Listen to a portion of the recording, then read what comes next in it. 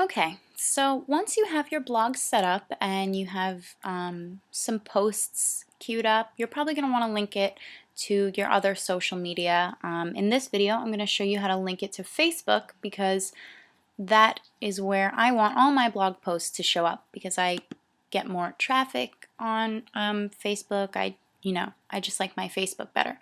So this is what my Facebook looks like. Some of these posts, as you can see, they're from my blog. And the way that I do that is this website that is called If This Then That, also abbreviated IFTT, IFTTT.com. And so what this website does is it allows you to link various social media channels. They have a lot of options here. And so when you want to link something, what you're going to do is you're going to create a recipe. So the first thing is if this. It's going to ask you to choose what triggers the link between the two social media platforms. So in this case, I want my blog post on Blogger to trigger a post on Facebook. Since I've already signed up and connected some of my accounts, I'm going to show you what it's going to look like if you don't have your account set up. So in a minute we're going to go back and we're going to click on Blogger. But for now, let's say that I wanted to connect to Flickr. It's going to ask me to activate the channel, and you're only going to have to do this once. As it says here, you'll only have to do this once. So when you click activate, you're going to get a pop-up and it's going to try and sign into your account. For instance, if I was trying to activate Facebook, because I already am logged into Facebook up here, it's going to sense that and it's going to ask me, you know, do you allow IFT to access blah, blah, blah? And you're going to click yes. In this case, if you wanted to connect to Yahoo, you'd type in your username. On the next screen, it would ask you permissions. So let's go back. Create a recipe. Okay, so Blogger. Now you can choose a trigger. Each social media channel has different triggers depending on kind of what the social media is. For instance, Instagram would be sort of like this. It would ask you any new post or a post with a certain label, hashtag. So in this case, I don't want all of my blog posts to show up the same way on my Facebook. I am going to limit it to posts with a certain label. So I'm going to click on that, and let me show you what label I'm going to use. I'm going to use Sent Review. You can see it here, here, here, and the way that it comes up on my blog is basically anytime I'm giving my opinion on one of the Scentsy bars, I label it Sent Review. And so I want these are the posts that I'm connecting to my Facebook. So, okay, I'm going to type that in, Sent Review, and I'm going to create the trigger. Okay, so now it's asking me, well, if you make a blog post with this tag, what do you want me to do? And I want it to post to my Facebook page. This is important, and it was tricky for me at first. I originally clicked Facebook, and then I realized that that was wrong. If you click Facebook, it's going to connect to your personal timeline, and that's probably not what you want. You want your business page, so you're going to click Facebook pages. Okay, and then it gives me different options for how the post is going to go on Facebook. You can create a status message. No, I don't think I want that. I can create a link post. That sounds kind of cool. Link back to my blog.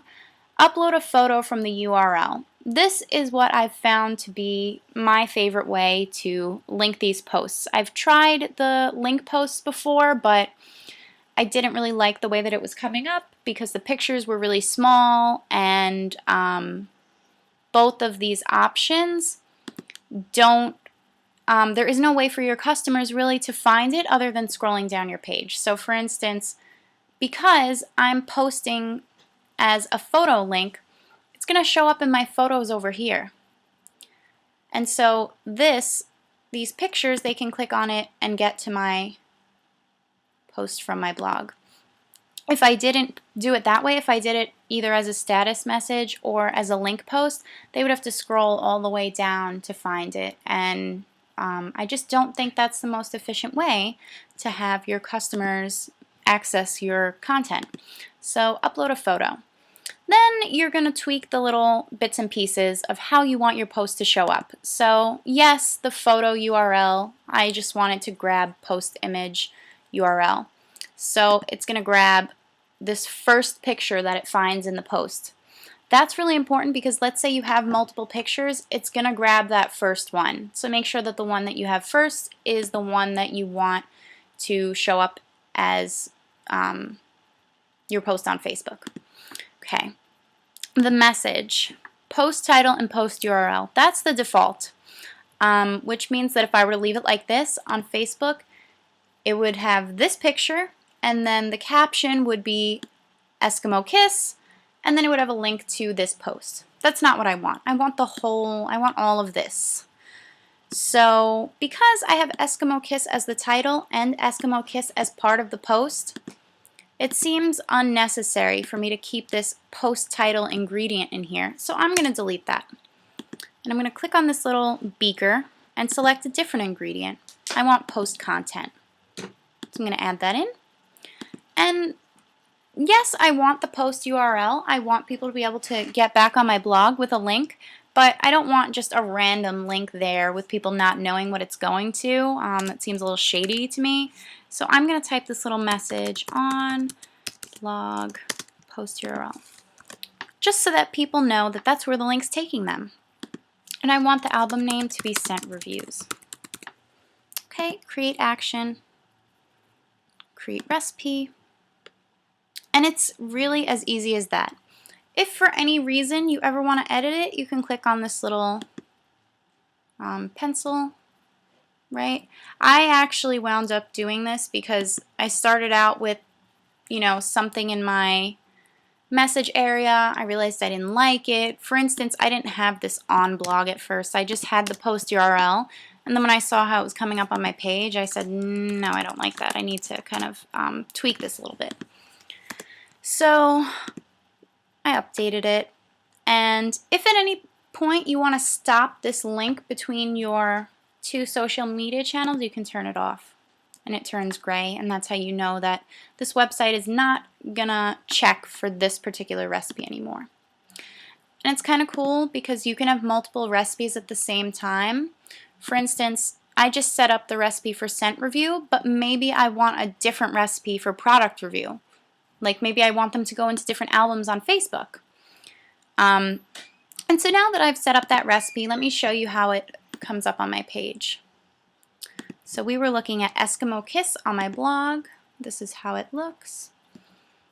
And then, where is it on my page?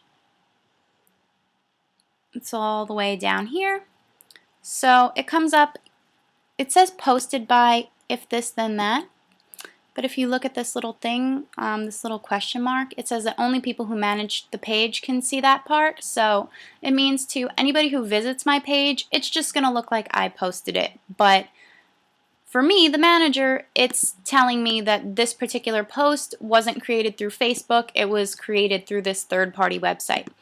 And so now I have Eskimo Kiss, holiday, blah, blah, blah, on the blog, the link, here's the picture. Perfect, that's exactly what I want. If you were to click on it, you'll see that this is actually the caption. I like that. And then if my customers ever want to reference any of my old reviews, first of all, it's going to show up in the photos so they can say like, that looks interesting. Let me click that one. Or it will be in the album that I told the website to make scent reviews. And so I haven't posted any product reviews, but I do have a separate recipe, and that's going to be in its own album that's called Product Reviews. So I think that is basically it. Oh, I was telling you guys before about how the program only grabs the first image, and you can see that here because as we looked over my post, we saw that the only picture was this one of the bar. But if you look on my blog, it I have these little smiley faces for my feelings. So as you can see, that's the second picture, so it doesn't come up. If you have multiple pictures in a post, then this might not be the best option for you, but this is just one way to connect your social media. I definitely encourage you guys to play around with the software and find what works best for you. If you have any other specific questions, definitely let me know, and if I can make a video to help you or if I can just explain it to you, I would be more than happy to do that. But I hope that you found this little tutorial helpful as well.